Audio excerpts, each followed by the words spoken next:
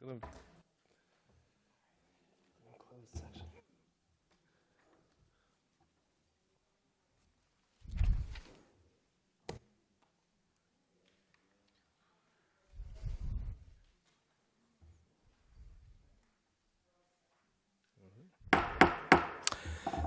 Hello, everyone. Welcome to this meeting of the South Kingstown Town Council. It is Tuesday, October 15th. The time is 7:30. Our first order of business is the pledge to the flag. Please rise and join us.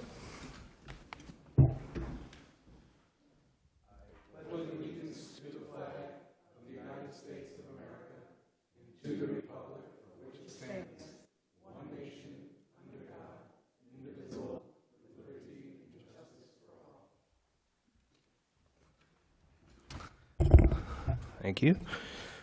Will the clerk please take the roll? Council President Collins. Here. Council Vice President DeCruz. Here. Councilwoman Kelso. Here. Councilman McAtee. Here. Councilman Veely. Here. All members present. Thank you. Item 4 is the approval of minutes of previous meetings. I'll make a motion to approve for A, B, and C. Second. So moved. Any discussion? All in favor say aye. Aye. That motion carries. Item 5 is the consent agenda. I'll make a motion to approve the consent agenda. Second. So moved. All in favor say aye. Aye. That motion carries. Item 6, licenses. 6A. Oh, yeah, sorry. Thank you for the reminder. We'll actually bring forward item 13A under new business, which is a resolution. Let me see if I can find it.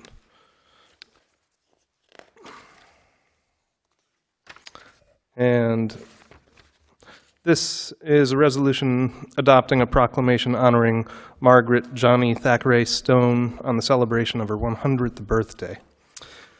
She's not here with us, but I understand 3 of her relatives are. So I'll read this out, and then we can pass it. Whereas Margaret Johnny Thackeray Stone, a native daughter, was born on Kenyon Avenue to Bessie Rodman Walker and Robert G. Thackeray on September 18th, 1919, and spent her childhood rowing, swimming, and sailing in Salt Pond. And whereas she is a descendant of both the Rose and Rodman families, and the 9th generation of her family to live in South Kingstown, making her great-grandchildren the 12th generation of South Kingstown citizens. And whereas she joined the URI class of 1941, where she majored in home economics and was the first female member of the URI sailing team, while at the university she met and married Les Stone just before his deployment to the South Pacific. And whereas Johnny then became a real-life Rosie the Riveter, joining the wartime workforce at the Naval Air Station at Quonset Point, where she inspected warplane engines. After the war, she and Les raised their daughters, Jennifer and Martha, in a home they built on Tower Hill Road.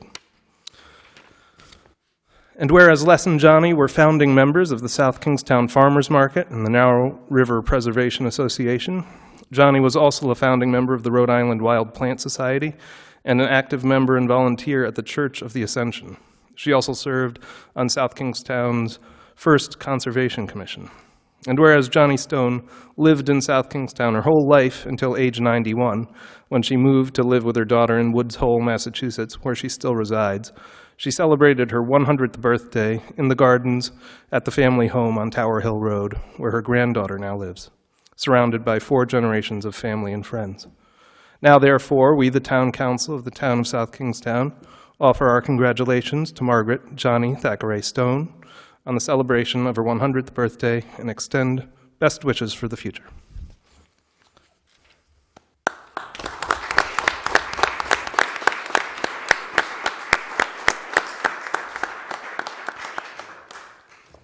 Do I hear a motion in favor? Motion in favor of agenda item 13A. Second. So moved. All in favor say aye. Aye. And would one of you want to take this?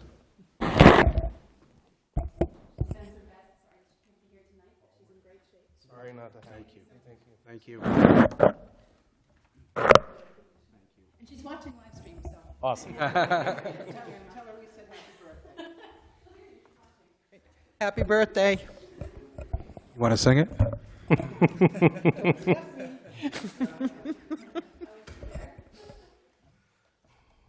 Very good, thank you.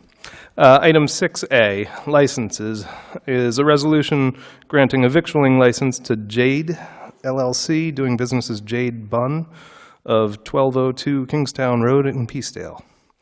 Application by Kiang Lee.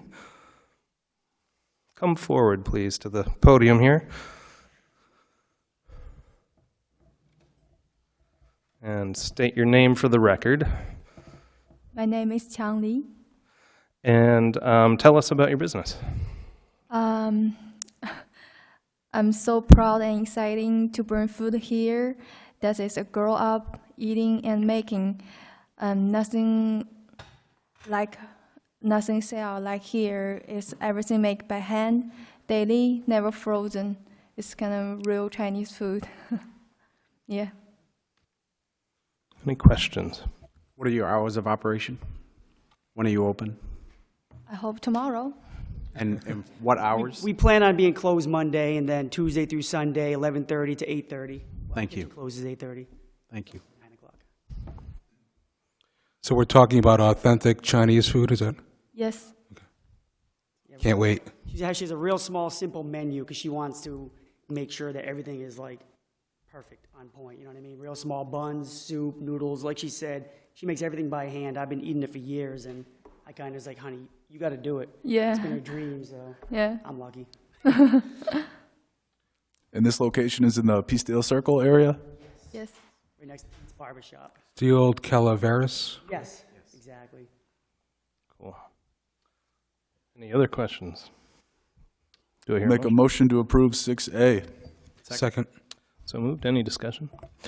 All in favor, say aye. Aye. Good luck. Good luck. Thank you. Tomorrow. One question? Does that mean we can open tomorrow if we wanted, or immediately, or Were there any conditions on their license? everything else has been approved?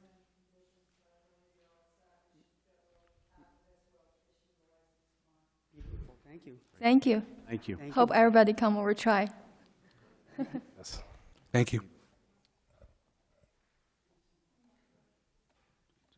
Well, that takes us right through item 6 to item 7, which is public hearings. 7A is a public hearing to consider an application for additional operational hours between 2 and 4 a.m.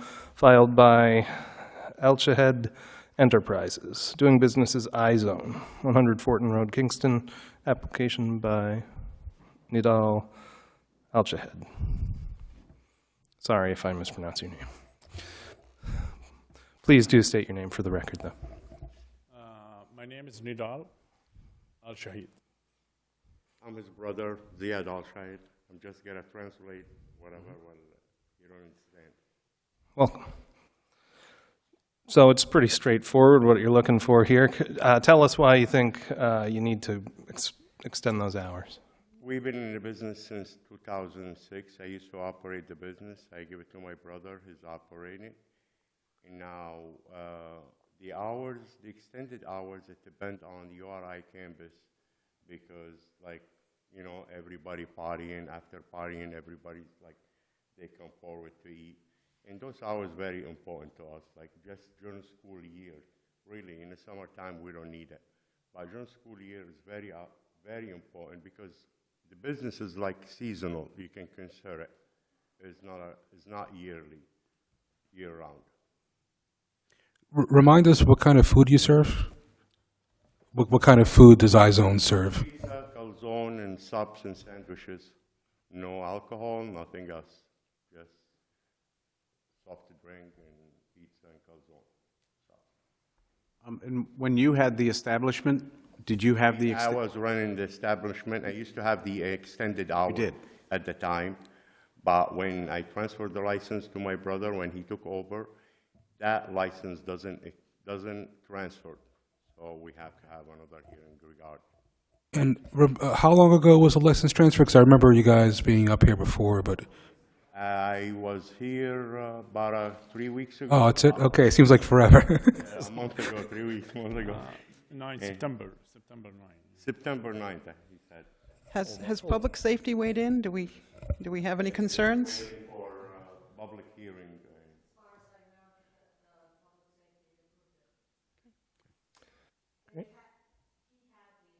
Right, right.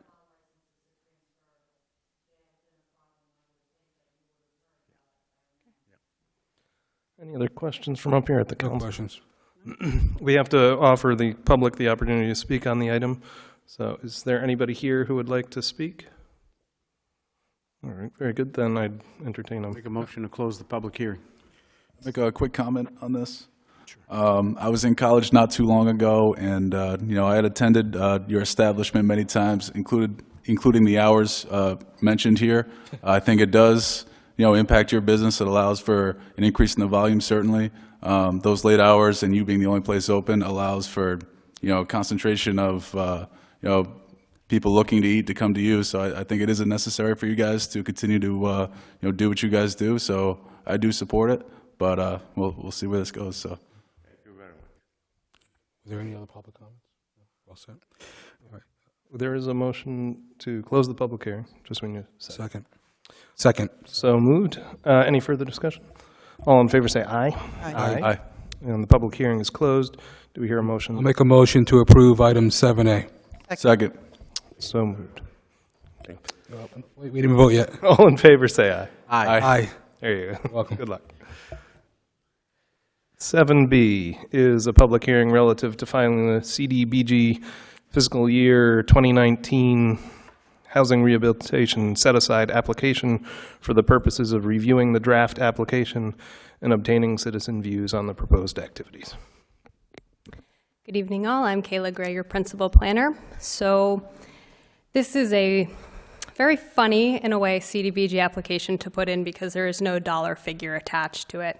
The reasoning behind that is this basically is our way of putting a line item in to adjust as projects come our way.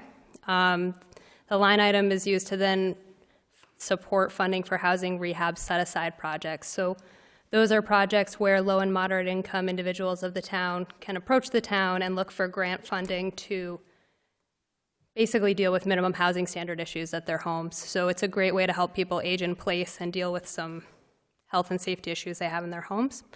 The way the CDBG program is modeled at the state, they work in program years, and this is coming to you a bit with us not expecting it as well. We had understood that this program year was being folded in with a previous one, and the Office of Housing Community Development at the state has actually folded program year 19 in with program year 20. So we had initially imagined that our housing rehab program was already publicly heard as part of our 17-18 money. We actually see now that we are needing to be planning out for the future. So this is just our way of establishing that line item, if you will, in the budget so that we can deal with case-by-case applications as they come. Kayla, can you remind the public what CDBG stands for? Sure, yeah. Thank you. CDBG is the Community Development Block Grant Program. It's a federal funding program that is then funneled down to the states. In Rhode Island, it's managed by the Office of Housing and Community Development, who then passes it through their small cities program down to the individual municipalities. And if I remember correctly, in the past, we've gotten funds, but there was also a time where we may not have received any funds. Was that? Yes, yes, that is true. So generally speaking, we have been successful in our CDBG applications. CDBG is a bit of an umbrella program. There are a number of individual programs within it. Some of them are more competitive than others. This is part of a rolling application cycle, so it's not particularly competitive. In recent history, we did not receive CDBG program funding. My understanding of that is actually it had more to do with the allocations of funding at the state level and changes to the program that were coming our way. That was actually a time when, I'm hesitating to say all because I'm not positive it is all, but most Rhode Island municipalities did not receive funding because of that issue. Thank you. What circumstance would lead to a municipality not getting any CBDG money, if I got that acronym right? Ooh, I'll give a go at this, but I actually might defer to Jeff Marchant, who works for Washington County CDC and does our administration a little bit more hands-on than I do. Potentially, in a way, honestly, it depends on what the application is. So for a housing rehab program, it potentially would be because of a flaw in the way the program is run locally. Potentially, you could see an application be turned down because of application technicalities as well.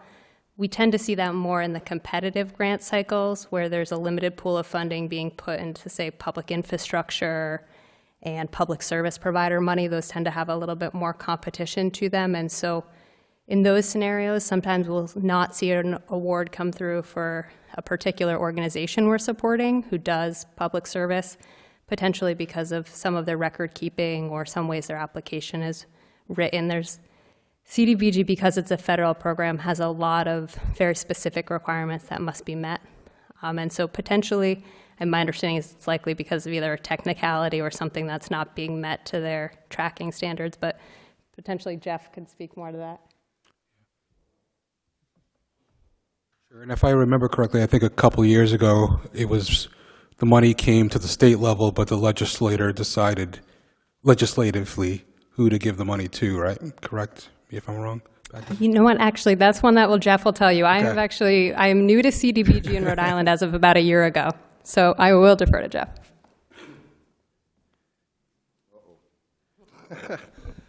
No. That hasn't happened yet. Okay. But we had I don't know what you call like a tsunami about 4.5, 5 years ago, where a combination of factors just created like a perfect storm. It's almost incomprehensible, but it affected PY federal fiscal year 15-16 money, where federal fiscal year 14 got extended mostly through the housing rehab set-aside program. That's when it was created, when the state started holding money on their end, and we would go in house by house by house to access that money. HUD came into the state of Rhode Island at about that same time and just wreaked havoc, not only at the Office of Housing and Community Development, but also at Rhode Island Housing. And a lot of the entitlement communities that get money direct from HUD, they were also investigated, and a lot of anguish resulted from that.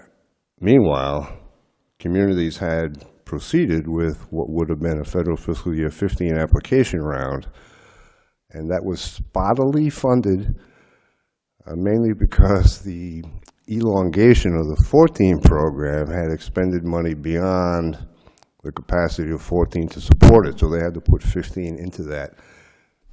It's complicated. But, so the town of South Kingstown and several other towns didn't actually get money in 15 or 16. Things started to return to normal in 17, except for the missing 18 year that disappeared locally. We don't know where it went. It doesn't matter. It's gone now.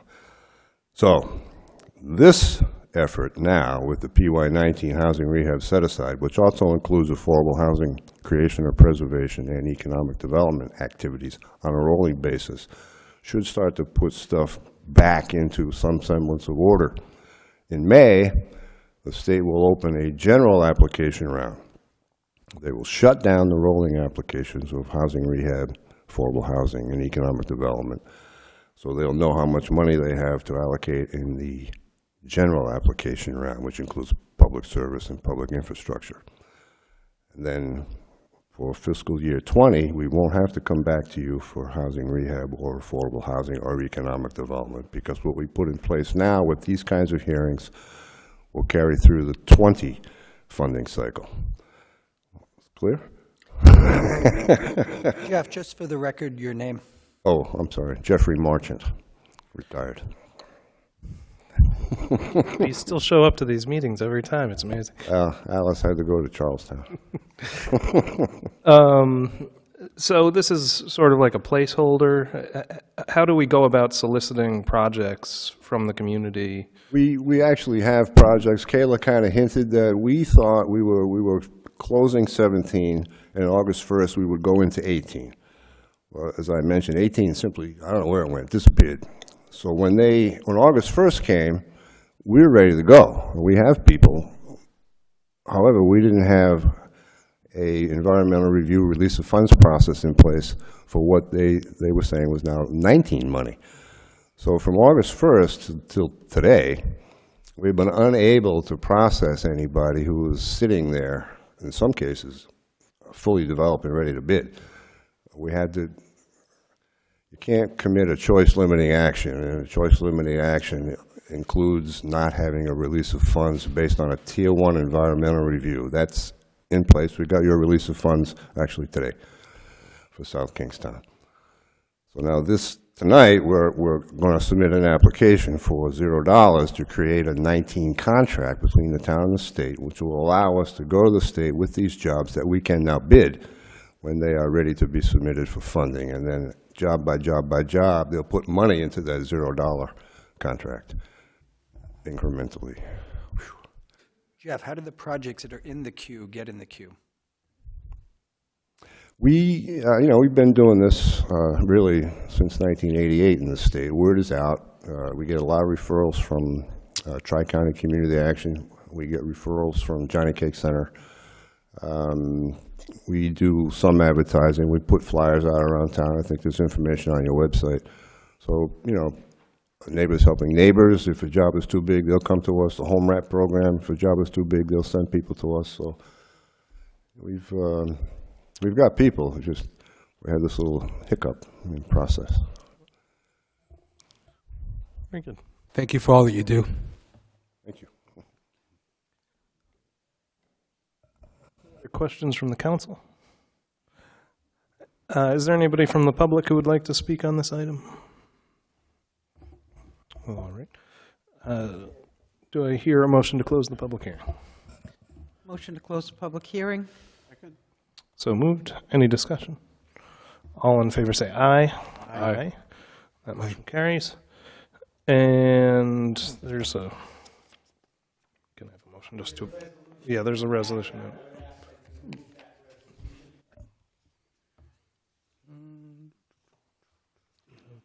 Mike, do we need the resolution read, or we can just refer? No, you can refer to the resolution that is contained in the memo to the town manager from the principal planner dated October 8, 2019. It is included in that memo. I'll move what Mike said. Second. So moved. Any discussion? All in favor say aye. Aye. That motion carries. All right, that brings us to 7C, public hearing to consider proposed amendments to the zoning ordinance, Article 5, supplementary regulations relative to the use and siting of dumpsters and storage containers, as shown on Exhibit 1.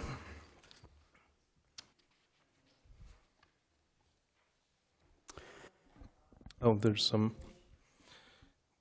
communication for the record.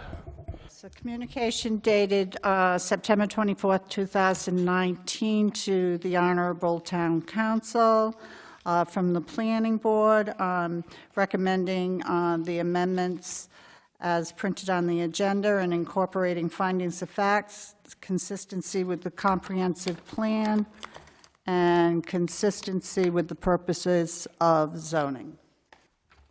Thank you. Jay. Good evening, councilors. Jay Parker, interim planning director. As you're aware, this ordinance amendment was developed in response to complaints that were received by the building department. We did not have anything in place in regards to storage containers and dumpsters. Over the last few months, we worked with the planning board to develop what's before you tonight. It's fairly straightforward and simple. It adds section 503.10 for temporary storage containers. It allows one temporary storage container allowed by right for up to 60 days on residential property. If needed further than that, a special use permit could be pursued. Special use permits would have a one-year expiration if approved and would be able to be extended in one-year increments thereafter. The storage containers themselves would have to meet the accessory structure setbacks, and containers associated with valid building permits would be exempt, provided the building permit stays valid. Section 503.11 applies to temporary dumpsters. It prohibits permanent dumpsters on residential property.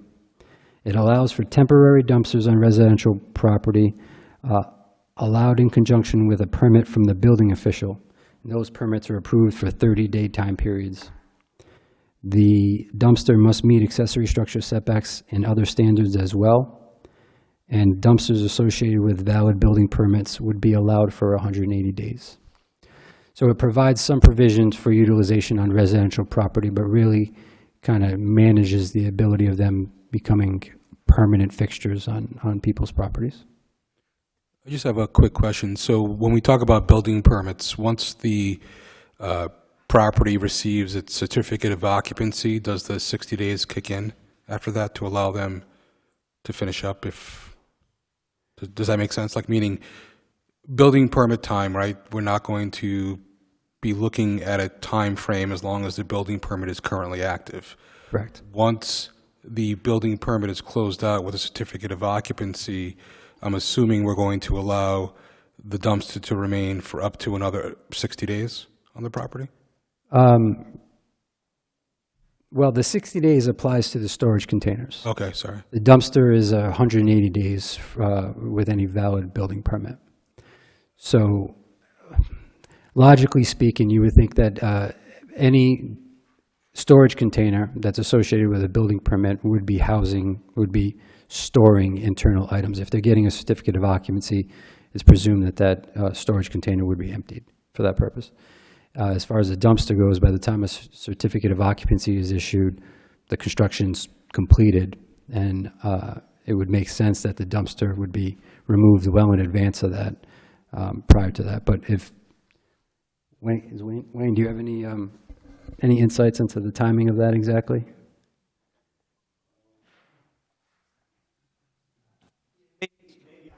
And I think it's what it was really contemplated here is that obviously if you're constructing or doing renovations, you need to get a building permit. You have either the dumpster and or the storage container. It's there for the duration. Once you're finished, that thing has to go. I think that the temporary 60-day refers to someone who's not really going to the town for a building permit, needs it for some other reason, and then after, so for 60 days they're going to be fine. But if they want to go longer, now they have to go to get the space. Yeah, but I guess my question, Wayne, is like someone could get a certificate of occupancy, but not be completely completed, like on the outside, as an example, right? Potentially. Yeah, that's certainly a possibility. Okay. I mean, we would certainly work with them. We're not going to, once the CO's issued, we're not going to go there and issue them a notice of violation because they still have the container there. They may be emptying it out. I would say, a reasonable period, probably not to exceed any additional 30 days for them to empty it out and get it off the property. I mean, I don't foresee any problems with a new house. They don't want that thing in their front yard either, and they're paying for it, so they're going to want it out. And technically, they could get their certificate of occupancy, get rid of the current dumpster, and 2 months down the road, get a new dumpster if they needed it for anything else for up to 60 days. That's correct. Or yeah, whatever. 180. Yes. All right. I think the operative language is that the permit, it's associated with the permit. And once you've gone to CO, the question is whether the dumpster that is lagging is still associated with that valid permit. And that would become a reasonableness test that the building inspector would have to go by, zoning official would have. And they fill up anyway, so they have to get emptied. I'm just, hopefully. And it costs money. Right. Yeah. Right. Unless you purchase your own. Thank you. Any other questions? Are there any fees associated with applying for a dumpster permit? I don't think we've really talked about fees associated with one. I mean, typically our building permit fees are on a scale based upon value, so we haven't set any fee for them. It's probably going to be, I would imagine, some type of a fixed fee, similar to like a zoning certificate or something in that vein.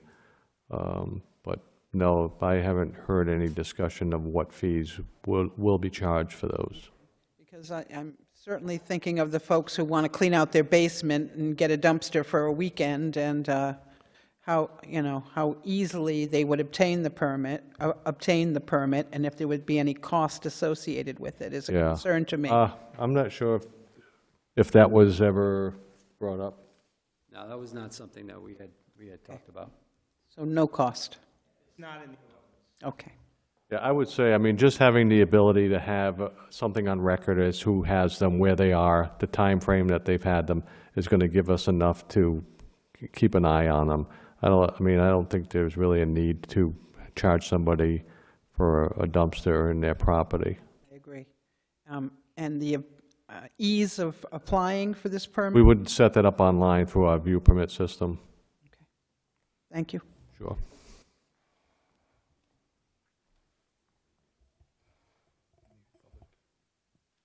No other questions from the council? All right. At this point, then, are there any comments from the public? All right. Seeing none, is there a motion to close the public hearing? I'll make a motion to close item 7C. Second. So moved. Any discussion? All in favor, say aye. Aye. And do I hear? Make a motion to approve item 7C. And may I ask that you amend that by including in the motion that you adopt, incorporate as your own, the findings of consistency with the comprehensive plan and the findings of consistency with the purposes of zoning, all is set forth in the memorandum from the planning board dated September 24th, 2019. And adding as stated by the solicitor. Second. So moved. Any discussion? All in favor, say aye. Aye. That motion carries. And brings us to 7D, public hearing to consider proposed amendments to the zoning ordinance, Article 3 use regulations, Article 5 supplementary regulations, Article 12 definitions, and Appendix A use code descriptions relative to the requirements for solar energy systems as shown on Exhibit 2. You have correspondence, Dale? I have correspondence. Communication dated September 24th, 2019, to the Town Council from the Planning Board, requesting and recommending, rather, the amendments to the solar ordinance as printed on the agenda and incorporating findings of fact and consistency with the comprehensive plan, findings of fact and consistency with the purposes of zoning. That's it. Thank you. Kayla? Hello again, everyone. Kayla Gray, Principal Planner. I'm going to take a quick aside and ask if the town manager would be willing to open the PowerPoint presentation. I have some quick slides just to keep me on point, if nothing else.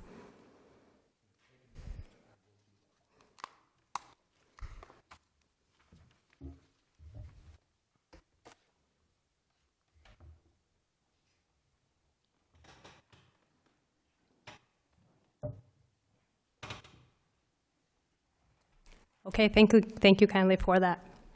If you would flip to the next slide. Okay, so just in overall, what is the purpose of these amendments? So we broke this into three pieces, right? We're hoping to clarify and simplify our existing procedures and regulations. The original draft of solar had them handled a bit differently than our normal projects are, so we hope to sort of make this review process for this type of development more similar to the development review process for other things in this process. I have about 8 or 9 slides that will go into a bit of what more these are. We also look to refine it so that the review procedure and the standards tie more directly to the impact that the type of solar might have. So as arrays get larger, the review process becomes more cumbersome. If they're located beside a residential districts, we look to see a bit more public participation. And we tried to have it reflect the impact on the community instead of come at it from a cold start when the original zoning ordinances did. We've had the benefit now of working through them for a few years. And third is to provide a mechanism for the installation of solar on contaminated sites. So these are sites referred to as brownfields or various other ways along depending on who you're talking to, really. But basically, the idea is to come up with a clear and consistent way that we review contaminated site solar and come up with some specific standards that it needs to meet in order to get approved. So what do all of these sort of purpose changes mean? It means we're going to see changes to the types of solar energy systems we use in our use codes and where they're allowed, where the permitted districts are. It also means that we're going to see changes to that review procedure. We're also going to see changes to some of the application requirements, to pieces that the planning board or zoning board wants to be seeing but hasn't requested prior. Financial guarantees for decommissioning, we're actually making some changes to those to move away from the original proposal we had. A little bit of additional leeway and ability to require more buffering and siting specific for individual projects, and then some definitions to support all of that. So this is kind of a quick summary, a little bit of a down and dirty overview of what the changes are. So I'll start with accessory solar energy systems first. Accessory solar energy systems are those things that support something else, right? If you were to put solar on your home, that would likely be an accessory solar energy system. Likewise, a business might do so for them.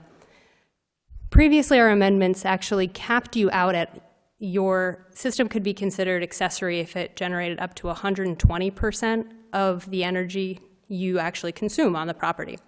We're seeing that number go up by 5% here to 125%. That is a consistency thing more than anything else, honestly. National Grid allows you to permit an accessory system up to 125%, and so it seemed just to be a mismatch to set something 5% lower when there's a consistent piece from the utility company that people are looking at when they go to permit it. So we just wanted to align that. An additional piece is that regardless of the energy generated, if the solar fits on the roof of your building, we're calling it accessory. So that actually gives a place where people might be able to generate some income with an accessory system. Say, a good example is on a commercial property that has a large expansive roof that's not being used. If they can use that to site solar energy systems, but it exceeds the 125% energy allowance for an accessory system, we will still allow that to go forward as an accessory system because it is located on the roof. The planning board reviewed it and said that doesn't seem to have an additional impact to the neighbors in that scenario. So Kayla, does that apply only to commercial or to residential as well? residential as well. In residential, you might end up with the utility connection piece a bit discourages you from going over 125 because of the reimbursement mechanism with the utility, but it would be available to you if that changed at some point or there was some way to work through that that was beneficial. The next piece is principal solar energy systems. So as the ordinance sits today, we classify that into 3 categories: small, medium, and large, which seem logical from a point of view of classifying things by size. That's how we do things very often. But it doesn't align very well with how we actually permit development. We tend to classify development as minor or major. So in part of these amendments, we're going to see that boil down to the 2, the minor and the major. And in that piece, you might look at that and say, how does 2 become 3? We've actually just taken that small scale principal solar energy system, those ones that are smaller than 1,750 square feet, just fold into the minor category. Minor becomes basically medium and smaller.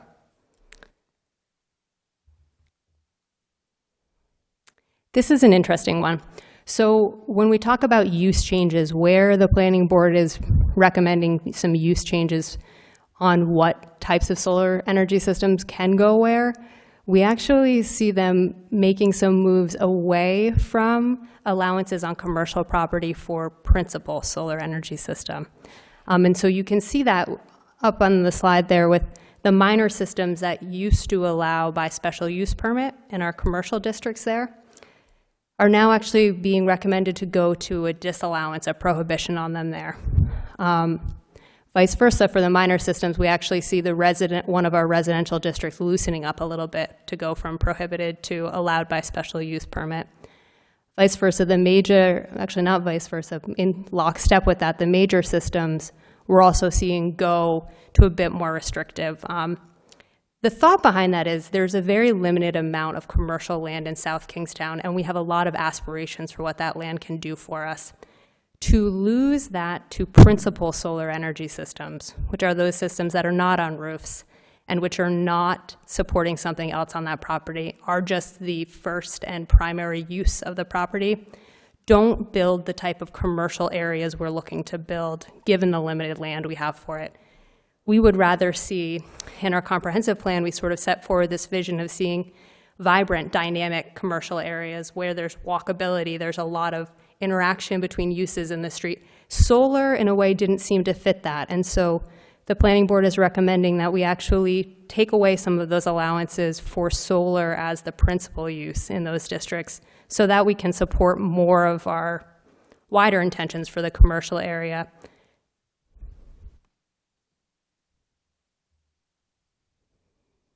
Actually, Rob, would you go back to that last one? I'm forgetting about our contaminated site. So, and this is just an overall contaminated site solar we're basically allowing by special use permit in all residential, commercial, or industrial zoning districts. We're saying it's an allowed use on government institutional districts. You think about our landfills and the solar on those, we generally support that. We are saying contaminated sites that are in open space should still not be allowed to have solar. They are, when a parcel is zoned open space, it is permanently protected open space, and so there's already a beneficial use identified for that property as open space. And then for the high flood danger overlay district, which is actually should be the special flood hazard overlay district with our coastal amendments that recently happened, we're also saying that we would not like to see them there because of just the nature of that land being subject to inundation during storm events. All right, so changes to our review procedure. Our accessory systems now are going to, the review procedure is going to align with the sort of size of the accessory system being proposed. We're also going to put an allowance in there that makes it so that you can permit your solar energy system in lockstep with another proposal you may be having. If you are proposing to build a new commercial building, for example, and you want to put solar on the roof, we can permit the solar along with your new building instead of having a separate process you go through. So in that way, we're trying to get some efficiency there so that when someone comes forward looking for a development, when they're encouraged perhaps to go into solar, think about a way to offset their carbon footprints, there's a way for us to make that a simple review process for them. And then as those accessory systems that are located on the ground become larger in size, we see them require development plan review with public hearings so that neighbors can weigh in on those accessory systems that are larger in size and being sited on the ground. For minor systems, What's the definition of larger ground-mounted systems there? Sure. The smaller ground-mounted systems, my understanding, I'm going to actually double-check for you because I never trust my memory.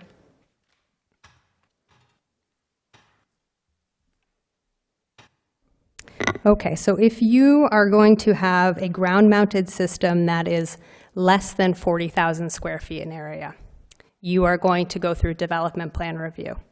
If you tip that 40,000 square foot number, you're going to then also go through development plan review, but there will be a public notice component of it, and you'll have a public hearing. So 40,000 square feet for people who are not as well practiced at bringing it into actual normal scales, that's a little less than an acre in size. And so for minor systems, today, when we think about them as medium-sized systems, they're required to go through development plan review. That will stay the same. We actually are just putting a provision in that if you are in a residential district, you're going to give notice to your neighbors of that development plan review so they can come in and weigh in on that proper screening and making sure it's mitigated from you.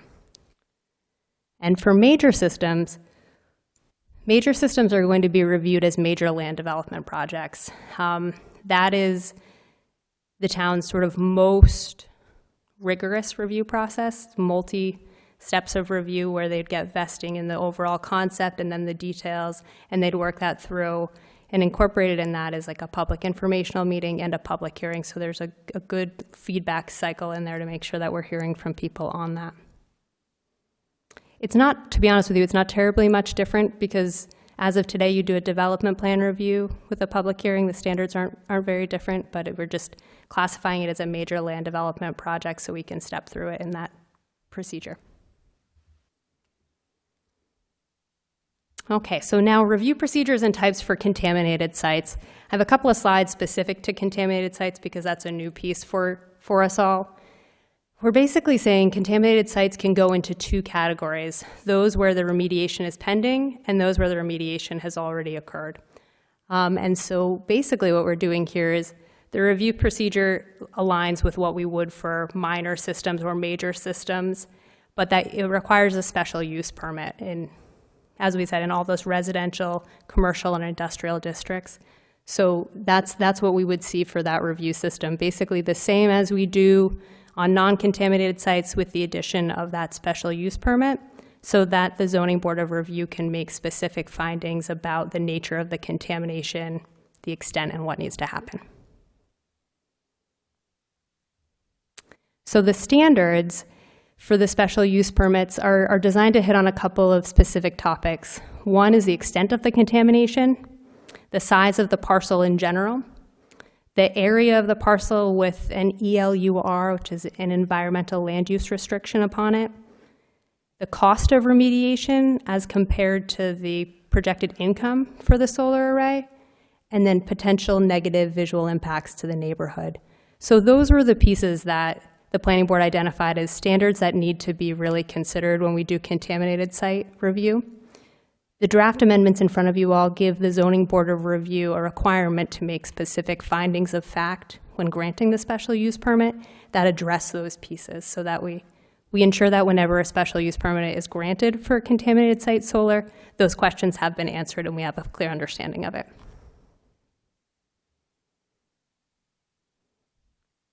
These next few slides are just sort of the odds and ends of things you're going to see changed in there. So we have a few new requirements for major systems. These are those things that now, having lived with it for a few years, we see a need for. A decommissioning and restoration plan. Right now, we always have a decommissioning bond that gets set for the removal of the system at the end of its useful life, but we've not previously required a plan that actually describes what that is. Right now, the regulations just require a cost estimate of it. But a cost estimate without a plan is a very hard thing to really reconcile. So we're now asking for that decommissioning and restoration plan to come in. Proof of liability insurance, which is a pretty simple one. A copy of the interconnection feasibility study with National Grid that puts the parameters of the size of the project being proposed and how the utility is going to interact with the solar. And then an explanation of the transmission line changes and any changes that might need to happen to electrical substations. The thought there is really that when we permit solar, we want to look beyond the site itself and actually see the ripple impacts that may come with it. We've not had moments in South Kingstown that I'm aware of where these have gone awry, but we have heard of them in other communities, and so the planning board thought it was important to get a grasp of those full pieces. The last sort of specific application change is for contaminated site solar. So you'll see there the DEM correspondence about what the contamination is, that solar is an acceptable way to develop the parcel that doesn't cause them compliance issues with monitoring because of the environmental restrictions on the site, and an idea of the amount of clearing that needs to happen to remediate the site. Decommissioning. So we've also made some changes to decommissioning in these draft amendments. The current practice for decommissioning is that an applicant comes forward, they anticipate out the lifespan of their system. The number generally is somewhere around 25 years. Depending on who you talk to, it wiggles 5 years one way or the other. Right now, we establish a financial guarantee to be collected 2 years prior to the end of life of the system. So if you imagine a standard system being a 25-year lifespan, we're saying we'll establish what the amount of money is now, and in 23 years, we'll collect that from you. 23 years later is a very difficult time to circle back and collect such a bond. And so because of that, we thought it was important that we bring that forward and we actually get that financial security at the start, instead of 23 years down the road when the operator of the system may have changed, the landowner may have changed, and we may be in a far different position to try and collect on that if the system becomes abandoned. And so That is now going to switch to a cash surety that is required at the time of development. Buffering and siting. So we've also put some provisions in there that when the topography and characteristics of the land yield something very unique, for example, the solar site is low or high relative to its neighbors, that the standard requirements for buffering and screening, so how much landscaping or vegetation you need around it, or how far it needs to be from a property line, can be adjusted if there's an understanding that there might be a significant impact on the neighborhood that is not going to be caught by our standard provisions. We've also built in wild and scenic rivers and scenic roadway provisions requiring that the systems not be visible from those features. I mean, that's just a protection for those. It honestly harkens back a little bit to me to the Route 1 Special Management District, where we say that development should not be visible from Route 1 to try and protect it. We try and bring that same idea here forward with our scenic roadways for solar. And that is an overview of what we're proposing in the draft amendments. Thank you. So Kayla, when you started talking about 40,000 and below, I started thinking about how much land would you need technically to have a, say, 30,000 or 40,000 square foot array.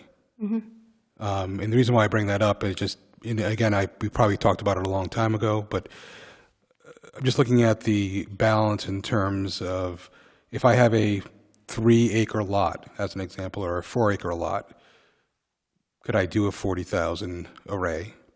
Most likely, right? So is there a cutoff at some point? Or? Yes, there is. So there is actually a provision that in residential zoning districts, only 10% of your lot can be covered by your principal solar energy system.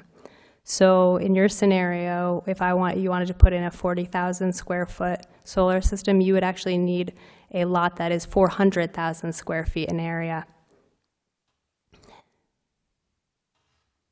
In commercial, actually in non-residential zoning districts, that number is a little different. It's 30% of your raw land can be covered with it.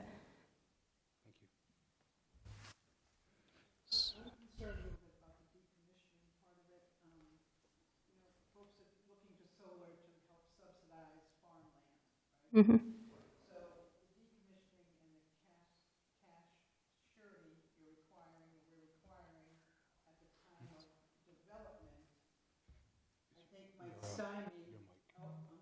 I think might stymie some farmers really from having the wherewithal to put the solar development in. They're looking for the development to raise cash, right? So the cash isn't there at deployment phase. Is it a percentage of the cash surety of the decommissioning fees you're looking for, or what are we looking for? Because I'm concerned about this. Yeah, understandable. And I will tell you that this was something we discussed pretty extensive with the planning board, and so I think I have some additional thoughts on it I'll give to you. But right now, the proposal is for the full cost of decommissioning. That concern you have was a concern that was also espoused by the board when we discussed this. And there are a couple of pieces at play.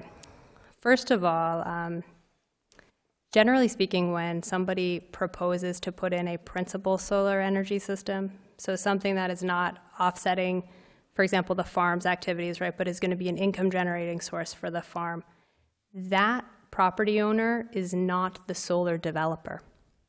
They are accompanying with a solar development company to do that. That solar development company right now, as a norm, I will not say that I have any expertise in exactly how this goes every time, but as of right now, that solar developer pays an interconnection fee to National Grid as part of the agreement. They tend to negotiate this out as part of a land lease agreement as to the solar development company paying those initial upfront costs for National Grid interconnection. In other municipalities, they have found that that is what tends to happen with cash sureties as well. In a strange way, I will tell you that this, in my mind, gives a better provision to that property owner of the farm at the end of the day, which is that in 23 years, likely that farm and the farmer may still be connected to that land. The solar energy company very well may not. And so when we collect those decommissioning bonds and fees 23 years out, or however many years out, it is more likely than not, it is the farmer or the property owner who we're going to at that point. When we do it up front, that permitting tends to go with the solar development company, and that responsibility gets at least answered in the beginning for who will pay it. And it does not become a hidden cost at the end that someone is left with. So that is sort of what the discussion with the planning board looked like when we talked it through. I don't know where that puts you as far as your question, but that's sort of the thought process we approached it with. Where does the surety money sit for that amount of time? Yeah, it sits in an escrow account with the town. It generates, my understanding is it generates income, interest, and that gives us the ability to account for the cost of decommissioning at the end of the day. And I'm assuming that the cost of decommissioning, it's calculated based on what they think it will cost in the future? Right, yeah, so with the new amendments, they'd come in with that decommissioning plan, the decommissioning cost estimate. It's reviewed by our Public Services Department to give it a sort of, is this grossly inaccurate, or is this a reasonable account of what this cost will be? And then that is how that amount gets set, and then it is held by our Finance Department. Was it looked at, I mean, I assume other communities have put in the surety provision rather than the bond. Do we know what the impacts have been on solar development in those communities? Is it? Jay does. So when when Kayla and I were discussing this decommissioning issue, we looked to the solar siting guidance that came from the state, which had some of this model language in it. I also reached out to our counterparts in Richmond, who are by far leading the way, I believe, in them in Hopkinton with solar developments, and they use the decommissioning bond provision up front, and they also they also incorporate cost of inflation over that time period. And in speaking with them, it works effectively, and it's, to paraphrase it, it's a pay to play. It's a cost that's known to the developers that they're gonna have to come up with at the beginning. When I asked them about it, does it really seem to deter anything? And their planner's response was, doesn't appear to be. It shouldn't, because if that's their plan, they should have that built into their model to decommission the unit, right? Correct. And to Kayla's point, these developers don't stick around. They'll get the system set up and sell it off, and then it might get sold off again. And in the end, the common denominator is the property owner. So where they're willing, where they already know it's part of the game that they're going to have to go through and get their permitting for and the overall expense, it makes the most sense to do it up front. Other communities are doing it, and it doesn't appear to have any negative impacts.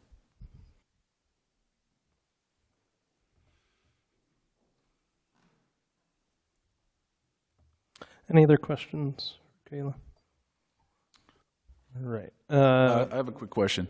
In accordance with the prior provisions, which the fees were paid at the year 23 of a 25-year useful life, for example, which you gave earlier, were there any examples or circumstances in which the developer was unable to pay the decommissioning fees at that 2-year prior to the end of the useful life of the project? That is a very good question, and right now we are not more than 2 years into those 25 years. So we don't have any solar projects that have been around long enough for us to see what that full lifespan looks like. Thank you.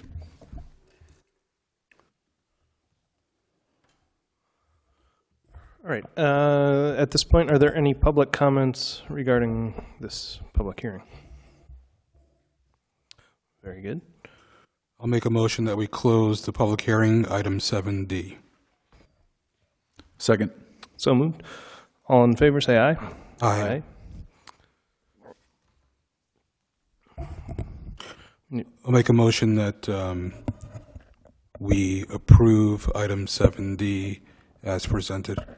And once again, we're going to both adopt and incorporate the recommendations of the planning board in their memo of September 24th to the town council, finding consistency with the comprehensive plan and finding consistency with the purposes of zoning. As stated by the solicitor, thank you. Second. We have a motion and a second. Any further discussion? I'll just say that working in the solar industry, I think these are solid changes that make sense. I think they'll help commercial development in particular on rooftops, which I think is where commercial development should be headed towards. So I thank you for making those proposed changes. And I think it does a good job of trying to control some of those efforts to sort of pave over our woodlands with panels, which is also good. So thank you for these changes. All in favor, say aye. Aye. Aye. And that carries.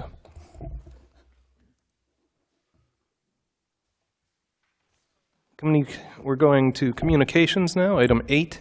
8C is a letter dated October 1st, 2019 from David Flanders, Chair of the Conservation Commission, proposing amendments to the town's tree ordinance to include a new position of Deputy Tree Warden. It's been received and placed on file. We discussed this a little bit in the work session. To make this change, we will, of course, have to have a public hearing. So what do we want to do with this?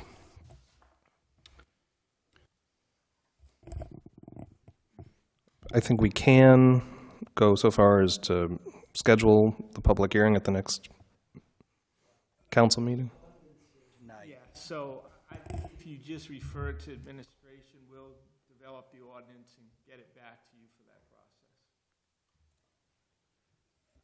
So I would recommend that we refer this item to the town manager for further development. Second. So moved. Just so I know what the council is contemplating, you're contemplating that we'll come back with a notice of public hearing on this resolution? Correct. To be brought before the public. Yes. We have a motion and a second. All in favor, say aye. Aye. And that motion carries. 8D is a letter dated October 7th, 2019 from David Flanders of the Conservation Commission, proposing amendment of the town's plastic reduction ordinance to include prohibition of single-use plastic straws in food service establishments. We also talked about this in the work session, perhaps a little more complicated. What do we want to do with it? I'd like to take item 8D and put it on file. Reason being is I think it's too soon to add additional items to the plastic ban. And currently, I believe Barrington has enacted this particular ordinance, and I'd like to see how they make out with it first. Second. I'd also like to add that I do support this extension of our plastic reduction ordinance to include single-use plastic straws. However, I do agree with the town manager's assertion that we do not know where the state legislature will go with an attempt to potentially supersede our, enact legislation that supersedes our local ordinances in regards to this. So I think it makes sense for us to wait an additional 6 months and readdress this at some point in the future. So yeah, would like to revisit this at some point. We have a motion and a second. Any further discussion? All in favor, say aye. Aye. That motion carries. Item E is an email from Council Vice President DeCruz concerning recruitment and retention of volunteer firefighters for the Union Fire District. We received that, placed it on file. I believe we have Chief Pinch here. The other thing I'd also like to add, your comment earlier about Kingston Fire, I think it would also be a good idea to include them as well. So, Chief, we had a conversation, I think, in the past, and there's some concerns about retention and just the sheer number of volunteers that we once had versus currently what we have. And then if you could just talk about the difference between volunteers that we have on file versus volunteers that we consider active? Sure. Steve Pinch, Fire Chief of the Union Fire District. South Kingston's not different than any other town in the country right now, going through shortages of volunteer firefighters. Our numbers over the years have declined. Fortunately, we still have sufficient numbers to do what we need to do, which is a good thing. We're also working on many other things to keep the numbers of volunteers in check. However, working with the town is another part of that process that we feel would be beneficial. We actually have done many joint workings with the town now for different things, and the town and the district work very well together. I know way back they were very separate, but nowadays we need to be together on a lot of things, so that's been working well.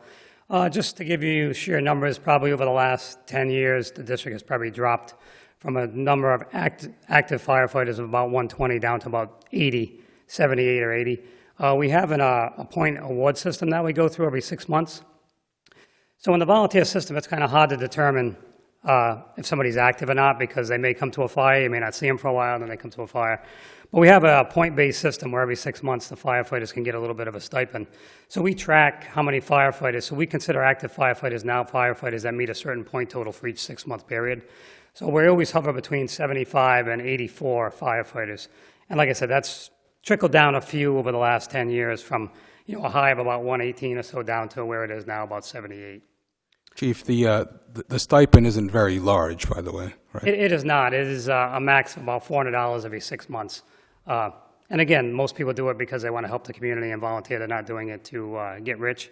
But, incentives, especially nowadays for some of the younger populations, do have them get to do things, because not only, there's a couple of problems that happen with the district. One is when you have a large event, and fortunately we don't have a lot of those, you get plenty of help.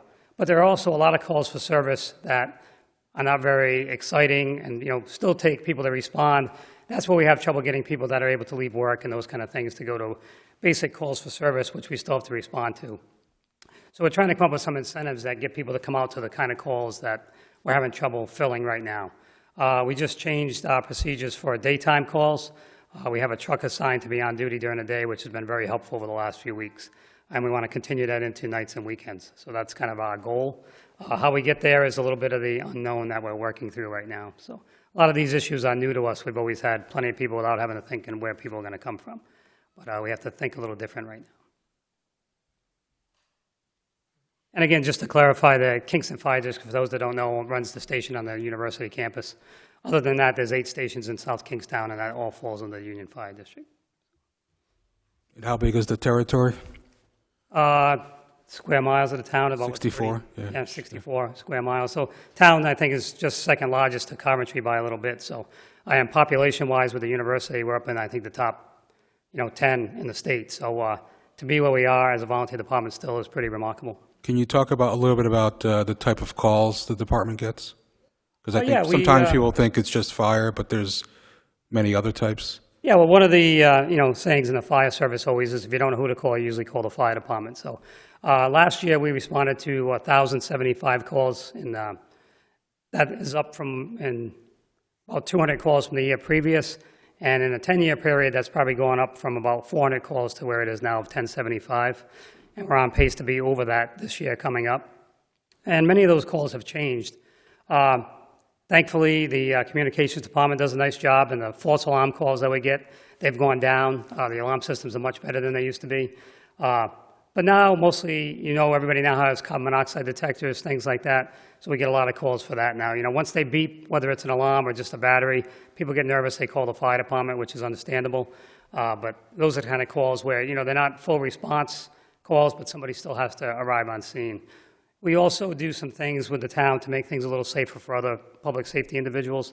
When there's an accident on the highway or a few other major roads in the town, we provide a fire truck to be safety on the roadways, which is also increasing our volume. So, and we also respond with the rescue when they need assistance with lifts and other kind of things going on. And the town rescue is extremely busy, so a lot of times we're pressing the service to help them out as well. So those are all pushing our numbers up.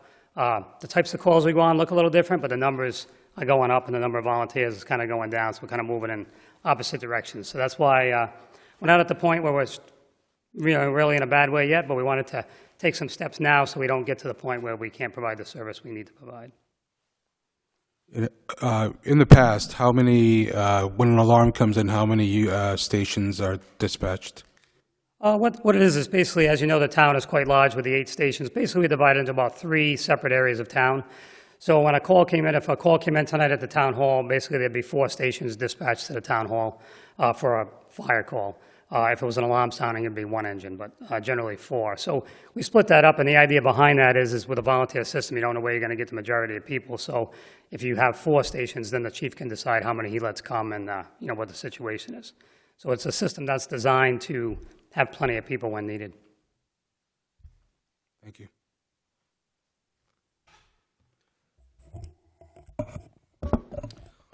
So the reason why I put this on here is a number of reasons. It's important for our town. It's important for our community. It's important for the people that live in our town to make sure that we have ample response to any situation that we have in town in terms of public safety. What I would like to see happen is to give the town manager permission to communicate with the Union Fire District and Kingston Fire District in terms of coming up with some suggestions on how the town can help with recruitment and retention of volunteers. The chief's very optimistic. I just want to make sure that we're ahead of this because I don't want to get to a point where we're significantly reduced in the number of volunteers and can't cover the entire town and have to move to possibly a hybrid system of paid volunteer or a fully paid department. Very good. So is that a motion? Yes. Right. Second that. All right, so moved. Any discussion? I think it's a great idea to engage all 3, the town manager and the 2 chiefs, to start to study this and develop a program to help with retention and recruitment. I think it's essential. Thanks. Yes. Definitely thank you for bringing it forward, Brian. Thank you, Chief, for coming. Good luck, guys, making it happen. Hoping by next week, please. Any further discussion? No, sorry. All in favor, say aye. Aye. Thanks a lot. Thank you. And that brings us to 7F, an email dated October 9th, 2019 from 8F, sorry. An email dated October 9th, 2019 from Doral Beasley concerning the school facilities master plan. We received that. We've placed it on file. Do we want to do anything more with it? I'm just going to ask the town manager. The town manager and I are familiar, and Deb, being at our school building committee meetings, that Mr. Beasley is always in attendance, or usually in attendance, and has been very passionate with the whole entire project. The concern that we have sometimes is, with public information, we want to make sure it gets out there, but we also want to make sure that the information is correct. Rob, do you see in that particular letter that he wrote, would you suggest responding to that from the council level or just from the school building committee level? I take Mr. Beasley's email as a policy choice. He's recommending that a particular policy be pursued in the alternative from the current policy that the school committee and the town are pursuing. He's objecting to the choice, not necessarily, it's not necessarily a factual question. His reference to $250,000 for work for the application is roughly correct. I think the number is just slightly north of that, somewhere in the 257 range, but it's more or less correct. And the representation that there's $150,000 in addition to that has been made available, although he's not saying all of that, is also correct. The state has made $150,000 above the $250,000 that has already been expended available to the district, to the school district, to make additional improvements to the application that was kicked back in March of this year. So, I mean, his numbers, the 250 and the 150, are roughly correct. He's just saying you ought to be doing something different. You ought to have a master plan rather than an application that is bond-focused. And that's really just a design of the program question. It's really a program that is driven by policy choices that the school committee, by charter, is authorized to make. The council certainly has the prerogative of explaining its policy choices, but I don't see anything in Mr. Beasley's correspondence that speaks directly to a policy choice that the town council has made, or one that the town council could make without participation by the school committee. So, Rob, I have a question. I think you've indicated the 250 and the 150 are fairly accurate. Yeah, they're about right. And I don't want to get in too deeply on this because, again, it's a school building committee charge, and the school committee itself runs that program. But any recollection on what the original estimate was to get that application done? I believe that the school committee, when they entered into an agreement with RGB in, would have been March of 2018, contemplated it would be $250,000 to get to an application.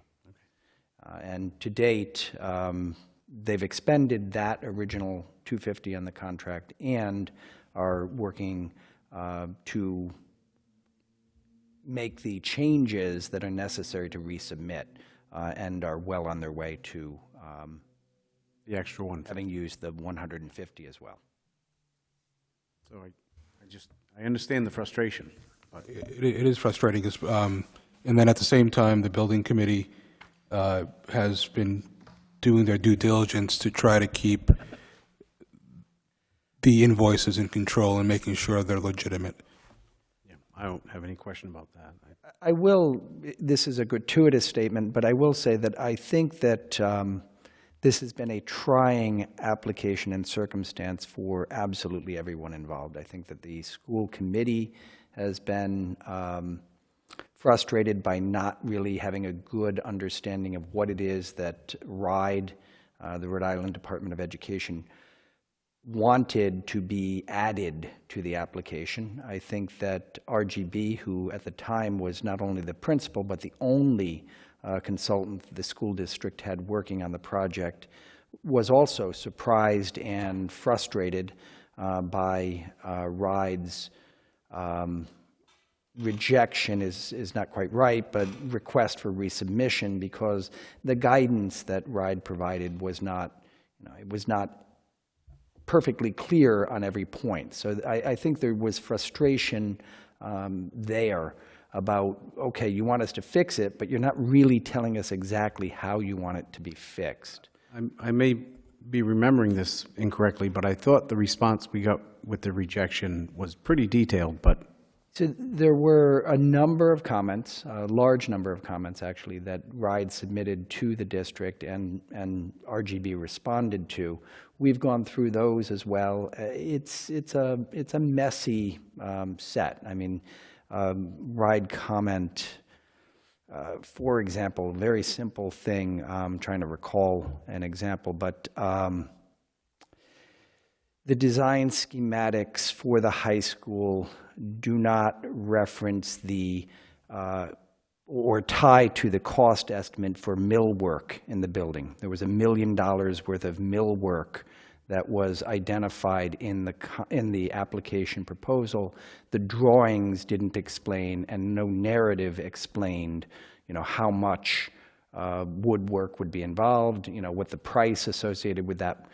Relatively small or relatively large, either you need to go through and do a new schematic that has the millwork actually depicted on a sketch, which is a lot of work, or you have to submit a narrative explaining, we're going to probably have about, I'm going to make up a number, 200,000 linear feet of millwork, and we're estimating it at $1.79 a linear foot.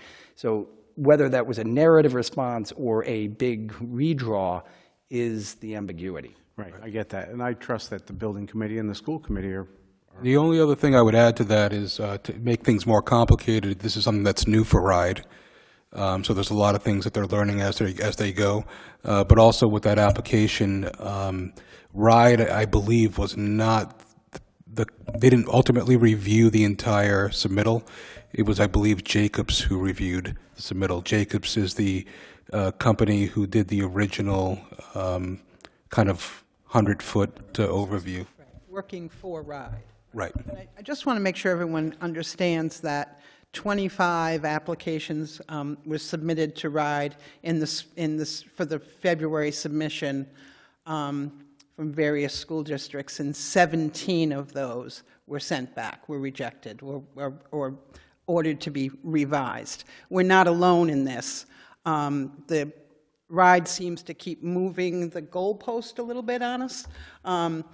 You know, 1 month requiring something, and then you go back with that and saying, but we need more.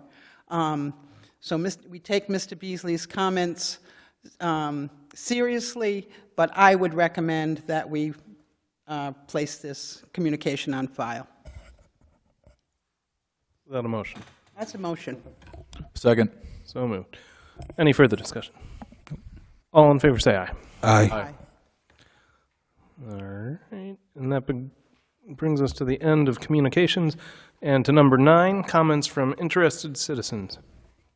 Is there anybody who would like to speak tonight? Any comments at the council table?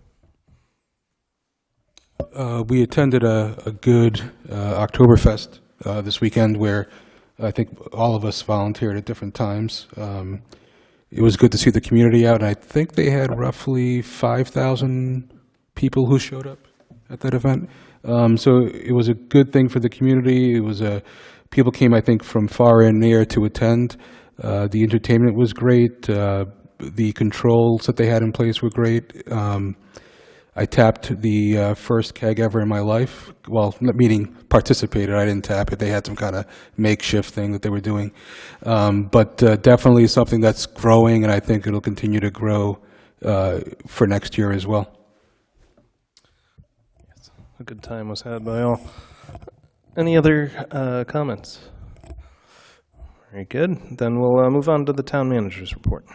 All right, just a short list tonight, but some significant items the council and the public should be aware of. Just very briefly, actually, I think I would move video access in schools. There's a change in the policy as a result of recent changes in federal law that will require the police department here in South Kingstown to get a subpoena before getting video off of the video feeds from the schools in the district. Not a terrible thing, protecting the privacy of children, but it's a change in policy, and it's been a significant thing. I wouldn't actually, now that I'm thinking of it, call it a red flag. I'd call it a minor concern as opposed to a significant challenge. Not so much a significant challenge, but certainly a significant change in the way we're doing things, in part as a preparation for the larger school facilities contracts that we anticipate coming down the road, but also just because we think that there's general efficiency and improvements to be had here. The school department and town hall have established a joint procurement office. Going forward, we will be reviewing each other's contract actions and working in unison to make sure that when we do a pavement contract, the school department has the opportunity to ride that contract, knows about that contract. When they do a large, complicated contract, they can draw on expertise in this building to ensure that that contract is advertised correctly, that that contract is reviewed, edited, and is the best contract we can get out there. And Rob, just so the council knows, that's something that came out of the school building committee by default. In large part a result of conversations around these are going to be complicated contracts. We're going to have some large dollar amounts. If there is a bond approval of the scale that the school department and the school committee are looking for. We're going to have multi-million-dollar contracts running simultaneously, making sure that we execute those contracts, that we negotiate those contracts, that we administer those contracts, and that we close out those contracts in a cogent and responsible way is going to be a lot of work. And we do think that it's important that we bring all hands on deck and that we do that together. I will say that the school department has been great, and I think that this is going to be a very productive partnership. We do not expect that in running a joint office or a joint effort here, we're going to be able to sort of consolidate, but I do think that what we will see is we're going to look for opportunities to ride each other's contracts and perhaps reduce some of the duplication of effort in our contracts moving forward. It's not just the school building stuff, so we may see some efficiencies emerge in the rest of the procurement program. This is a big deal. I mean, we do spend, even absent the school facilities program, tens of millions of dollars a year through contracts. This is a big deal. So it's potentially a real benefit to the schools and to the town. We're hoping it'll yield good results quickly. And if it doesn't yield good results quickly, we're going to persist and hope it yields good results in the long run, because it is eventually something that's got to pay off. John just wants folks to know there will be notices. You've been advised of this issue before. This is the effluent coming out of the brewers in town, far in excess of the allowed amounts. Notices of violation will be issued. We understand this coming week. John, is there anything in particular you'd like the council to know? Because now's the time to tell them.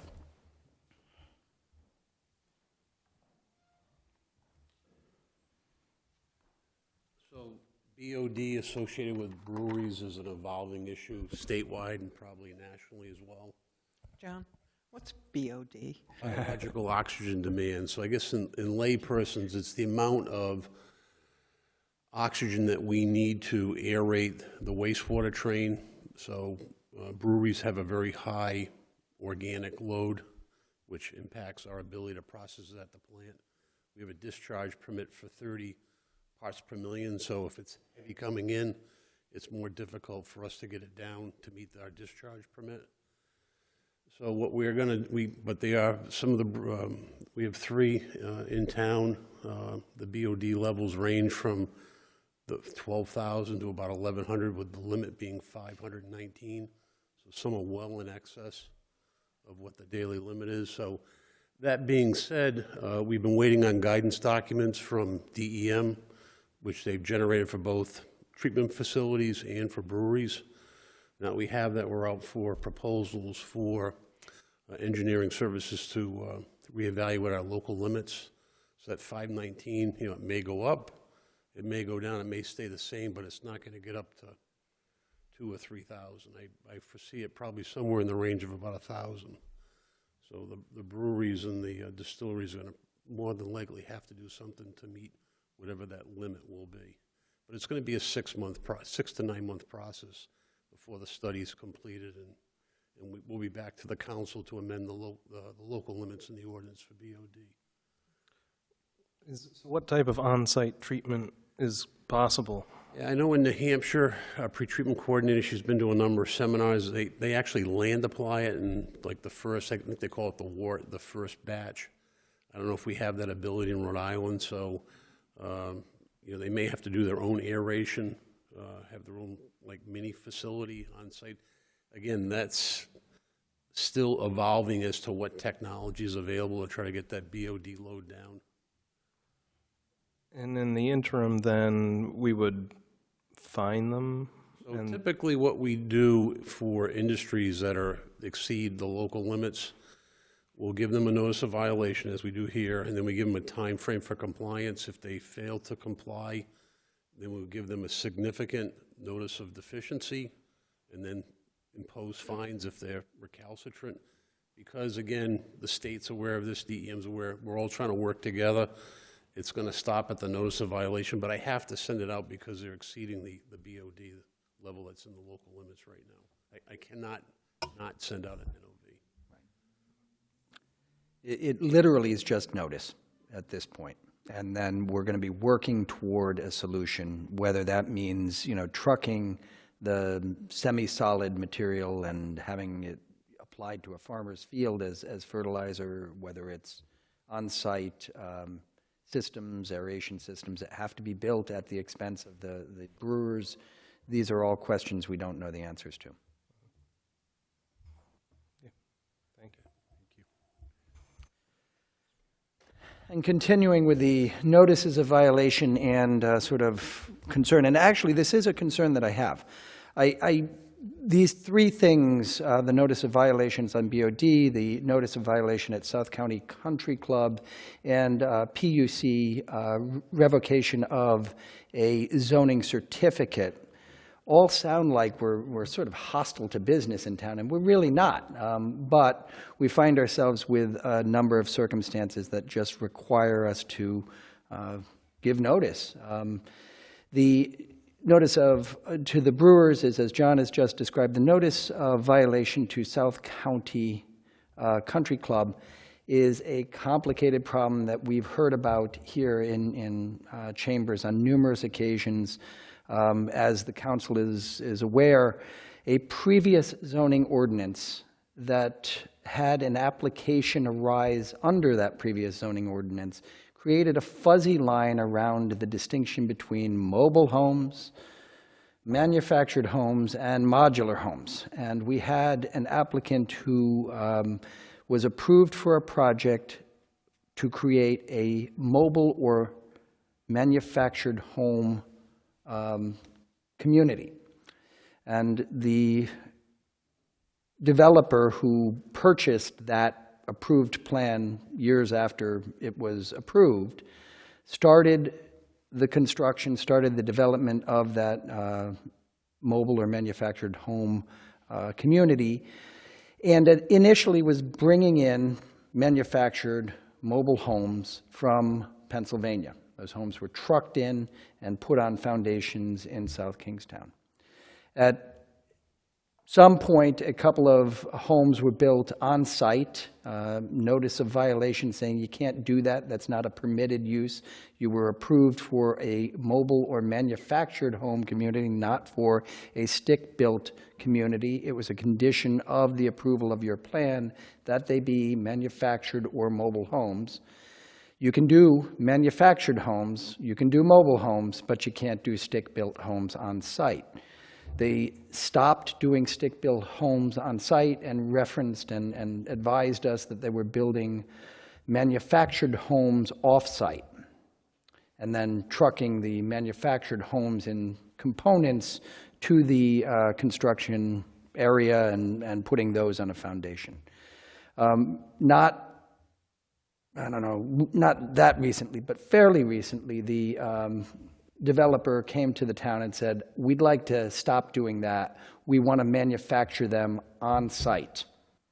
And in investigating what was involved in the manufacture of homes on site, so you'd build the home, 300 feet from where it was going to go and truck it over 300 feet and drop it on the foundation, it became apparent to us that these are not really manufactured homes. It wasn't permitted to do it on site and move it 300 feet. And what's more, the facility where they're being built right now is not a genuine manufactured home development site. We are getting panelized units. They'll build a wall, they bring the wall in, and they attach the wall. But all of the electrical, all of the plumbing, all of the systems that would typically be installed at a manufacturing facility weren't being installed in a manufacturing facility. So a notice of violation has gone out, and that developer has been told that he is in violation of his planning approvals, because the planning approval was for a manufactured or mobile home community. These are not mobile, and they are not manufactured. What does it take for that? We're back at it. Does the developer have an opportunity to get this type of designation as a mobile? Without giving legal advice to the developer or his attorney, what I would suggest is the NOV is appealable to the Zoning Board of Review. The Zoning Board of Review can either uphold the zoning official's decision or overturn it if it has sufficient basis for doing so. Or the developer can come back to the planning board and seek a modification of its original plan. Now, the zoning has changed, so they cannot get the manufactured or mobile home approval that they got somewhere like 20 years ago now. But there is a place in the zoning, there is a place in our rules, in our zoning ordinance, that would allow for a senior development, or a senior community. That senior community zone actually would allow pretty much the same density as they currently have and would allow for site-built, stick-built homes. So we'll see where it goes. And then the PUC battery facility. A while back, a company called Power, I'm not even going to remember their name at this point, but a company that is associated with National Grid came to the planning department and said, storage, electric storage is a huge issue in Rhode Island with all of the solar panels going up. We need to take the energy that's being produced during the day, put it in batteries, and send it back out onto the network, onto the grid at night. And we think there's a neat place in West Kingston to do that. There's a 7-acre, 8-acre parcel out in West Kingston. They had proposed to develop a battery storage facility, which is essentially 7 acres of containers, shipping containers. Actually, because they'd be principal use, tonight's ordinance probably will not change their ability to do it for that reason.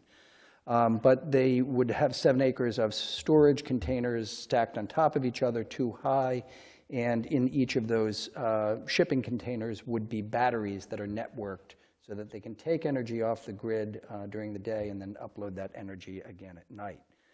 Initially, they had come to the town and said, look, there's nothing in your ordinance that speaks to this particularly, so we'd like you to consider this a utility, an electric utility akin to a substation. They didn't actually make that argument that neatly. A zoning certificate, which is kind of a guess about whether this use fits and is consistent with the zoning ordinance in town, was issued, and we said, yes, this is akin to a substation. They subsequently sent a more detailed explanation to the planning department, that certificate having been issued by the zoning official and the building department. The planning department and a subsequent filing with the PUC made it clear that this is not a small facility, this is not a substation. In fact, the thing that sort of, I think, tipped us into really rethinking this is in their submission to the planning department, they described the battery storage facilities and an ancillary substation. So you can't be akin to a substation if your substation is ancillary to your use. So ironically, what they were arguing here is because you don't specifically prohibit battery storage facilities, you should allow it. When they went to the PUC, what they were saying was because your statute doesn't say that you can regulate battery facilities, you can't regulate us. So they were trying to avoid state regulation by saying batteries not included, and when it got here, they were saying, hey, we get to do it because batteries are not included. And we're taking the position that it is not. We've sent out a new certificate saying the substation will be allowed as of right, is allowed as of right under our zoning ordinance. The battery storage facility is not allowed, even in the industrial zone, as of right, and you will have to seek a text amendment to have your battery storage facility sited in South Kingstown. That's not a hostile position. In my view, what that has done is preserve the council's right to have the ultimate say about the development. Whether or not this is going to be allowed is something now that that the planning board and the town council will decide. Batteries are not included in our zoning ordinance, and if you want them included, we're going to have to do something express to make that happen. Do they have the right to appeal that decision, or? They can appeal the decision of the zoning official to the zoning board of review. But again, the zoning board of review is constrained by the current language in our zoning ordinance as well, and batteries are not included.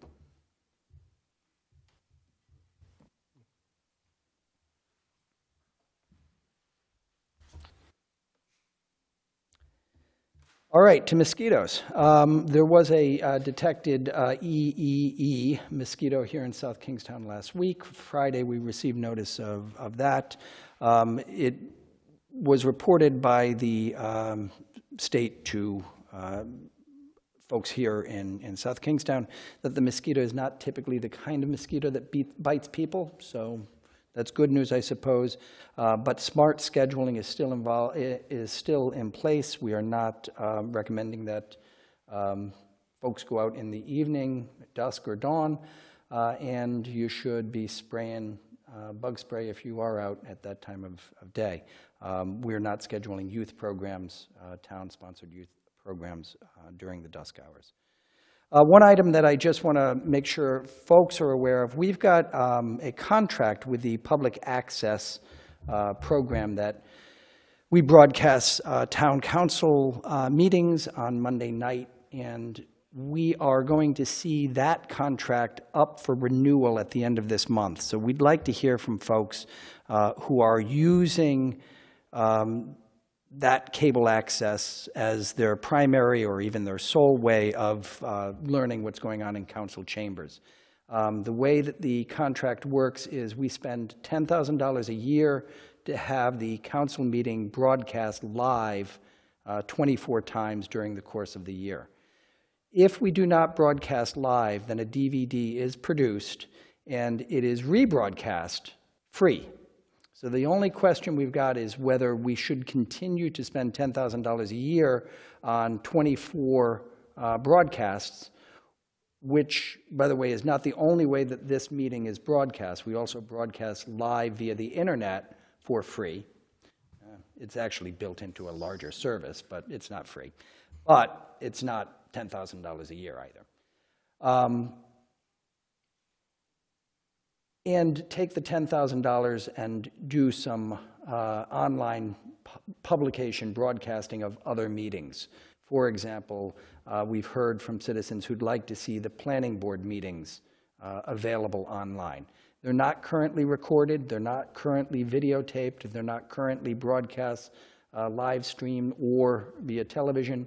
If we reprogram the $10,000 that we're using for the 24 live meetings from this chamber, while continuing to broadcast via the internet these meetings, then we can increase the number of public bodies that are going to have some means of getting out to the public online and through video recordings. So meetings such as the planning board, the school building committee, these sorts of meetings. So it'd be safe to say, if you're watching at home live on cable right now, and you really value that experience, if you think it's worth $10,000 to the town, please let the town manager know. Exactly. Thank you. Beyond that, bike path extension work is going very well. The adult daycare roof, window, and flooring contract has been let, and work will begin at the adult daycare center. And the senior center is finally back up to full staff, which I know is making folks happy over there. That's the report. Thank you. Solicitor's report. Unless there are questions, I'm all set. We'll talk to you in the closed session, I suppose. All right, that brings us to appointments. I think we do have at least one. I'll make a resolution to reappoint Karen De Silva to the Historic District Commission for a term to expire December 2022. Second. So moved. All in favor, say aye. Aye. Aye. And I'll make a resolution to appoint Jason Ralph to the SMART Committee. Second. So moved. All in favor, say aye. Aye. And that's everybody? Oh, Yes. Jason Ralph, yes. All right, and on to new business. 13A, we have taken care of. 13F is a resolution authorizing the town manager to execute a first lease amendment between the town of South Kingstown and Sprint Spectrum Realty Company of Kansas for cellular antenna co-location on the town's Public Services Department, Victoria Lane and Mautucket Road water tanks in accordance with terms of lease agreements as approved by the town solicitor, further detailed in a memo from the Public Services Director to the town manager dated October 7th. I'll make a motion to approve agenda item 13F. Second. So moved. Any discussion? Just had a quick question. Mike, when you say first lease amendment, it's their first lease, or is it their first lease amendment? So they're already there? Okay. Do you want to speak about this, John? You come. 20-year term is they've been on for 20 years. Okay. This is the first amendment past the original 20-year lease.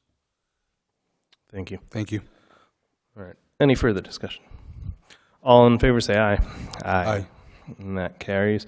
13G is a resolution authorizing an award of contract to Evoqua Water Technologies of Chicago, Illinois for bioxide at the unit price of $2.78 per gallon, further described in a memo from the Public Services Director to the town manager dated September 26th. I think I'll make a resolution here to approve agenda item 13G and H. Second. So moved. Any discussion? All in favor say aye. Aye. Aye. Those carry. 13I is a resolution authorizing an award of bid to Liberty Chevrolet of Wakefield, Massachusetts for a 1-ton pickup truck, reinstalling our utility body with crane and snowplow in an amount not to exceed $45,549, including trade-in, with authorization that the remaining funding of $2,920, not reimbursed by insurance proceeds, be expended from the wastewater fund's unrestricted net assets, further described in a memo from the Public Services Director to the town manager dated September 27th. John, I just had a quick question. Do local dealerships not bid I went up and personally talked to Banner, and for whatever reason, Liberty Chevrolet, which is in Wakefield, Mass., not in Wakefield, Rhode Island, up on 128, they're usually low bidder on a lot of our vehicles. And I can't explain why local dealers don't try to bid, but they don't. I think, you know, maybe their bread and butter is just the person that comes off the street, not municipal vehicles. But we do read. in the past, would they bid and not get, like, not be the top bidder? Or I think the Equinoxes that we have, those came from right down here in Wakefield, Chevrolet. I think if it's a, you know, if it's, I don't want to say if it's just an on-the-lot vehicle, I think they're more responsive. Anything that's got a snowplow or a Barty, or in this case, it's got a crane as well. They're just it may be too much effort for them. I don't know. thank you. I was just curious on that. Do I hear a motion on 13I? I'll make a motion to approve 13I. Second. So moved. Any discussion? All in favor say aye. Aye. 13L is a resolution authorizing an award of contract to Atlantic Control Systems of Exeter, Rhode Island for a new Wilkins 6-foot backflow preventer installed in an amount not to exceed $16,520, including a $3,000 contingency, with funding from the Wastewater Enterprise Fund unassigned net assets, and further described in a memo from the Public Services Director to the town manager dated October 7th. I'll make a motion that we approve item 13L. Backflow preventers are very important. Second. Second it with clarification, John, it's a 6-inch? 6-inch, yeah. It's a large one. Yeah. Hence the expensive cost. Got it. 6 foot would be big, wouldn't it? But there it is. Well, we'll amend that to 6 inches. All right, all in favor say aye. Aye. Aye. And that brings us to the end of tonight's public agenda. We're going to move into closed executive session, so thank you all for coming. We will see you next time. Yes, we are. I would love to hear that motion. I'll make a motion that we move into closed executive session pursuant to the RIGL 42-46-5, A2, to discuss the matters pertaining to litigation relative to League of Cities and Towns Evergreen contract legislation. Second. So moved. All in favor say aye. Aye. Thank you.